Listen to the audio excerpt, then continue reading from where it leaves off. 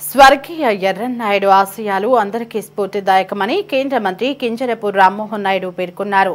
శ్రీకాకుళంలోని ప్రజా సదన్లో ఎర్రన్న విద్యా సంకల్పం విద్యార్థులతో ముఖాముఖి నిర్వహించారు. ఇటీవల డిఎస్సి ఫలితాల్లో 130 ఎర్రన్న విద్యా సంకల్పం విద్యార్థులు ఉత్తీర్ణత సాధించడంపై ఆనందం వ్యక్తం చేశారు. ఈ సందర్భంగా విద్యార్థులకు స్టడీ మెటీరియల్స్ ను అందజేశారు. 2013లో ఉన్నత లక్ష్యంతో ఎర్రన్న విద్యా సంకల్పం కార్యక్రమాన్ని ప్రారంభించామని, పేద విద్యార్థులు, నిరుద్యోగులు ఉచితంగా ఈ కార్యక్రమం ద్వారా శిక్షణ తీసుకుని జీవితంలో ఉన్నతంగా ఎదగాలన్నదే తమ లక్ష్యమని పేర్కొన్నారు.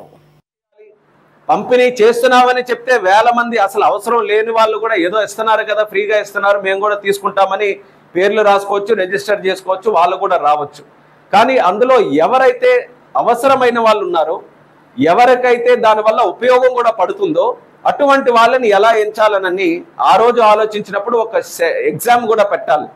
ఆ ఎగ్జామ్ కూడా ఎలాగనంటే నామమాత్రంగా కాకుండా ఏపీపీఎస్సీ ఏ రకంగా ఎగ్జామ్ కండక్ట్ చేస్తుంటుందో ఆ విలువలతో, ఆ యొక్క కెపాసిటీతో ఆ రోజు నిర్వహించాలని ఆ రోజు చిరంజీవి గారు కూడా అడ్వైస్ చేస్తే, ఆ అడ్వైస్ ప్రకారం కొన్ని కాలేజెస్ 3 సెంటర్స్ మనం ఇక్కడ శ్రీకాకుళం జిల్లాలో పెట్టుకొని రిజిస్ట్రేషన్స్ ఓపెన్ చేసాం. 8,000 మంది రిజిస్టర్ అయ్యారు.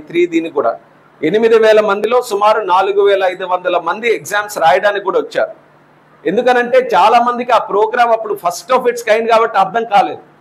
రిజిస్ట్రేషన్ చేసినప్పుడు రిజిస్ట్రేషన్ చేశారు, కానీ అంత కెపాసిటీలో అంత పగడ్బందీగా ఎగ్జామ్ జరుగుతుందని తెలియదు. జరిగినప్పుడు కూడా చాలా మంది వస్తే వాళ్ళు కూడా సర్ప్రైజ్ అయ్యారు.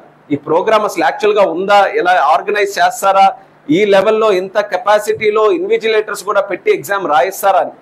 రాసిన తర్వాత వాళ్ళందరి తాలూకా కాన్ఫిడెన్స్, అప్పటికి ఏమి జరగలేదు, ఇంకెవరు రిజల్ట్ చేయలేదు. కానీ ఆ రోజు రాసిన తర్వాతే వచ్చిన వాళ్ళందరూ కూడా చాలా ఎక్సలెంట్గా ఆ ప్రోగ్రామ్ గురించి చెప్పిన తర్వాత మాకు కూడా ఒక మంచి ప్రోగ్రామ్ చేయబోతున్నాం అన్న నమ్మకం మాకు కలిగింది.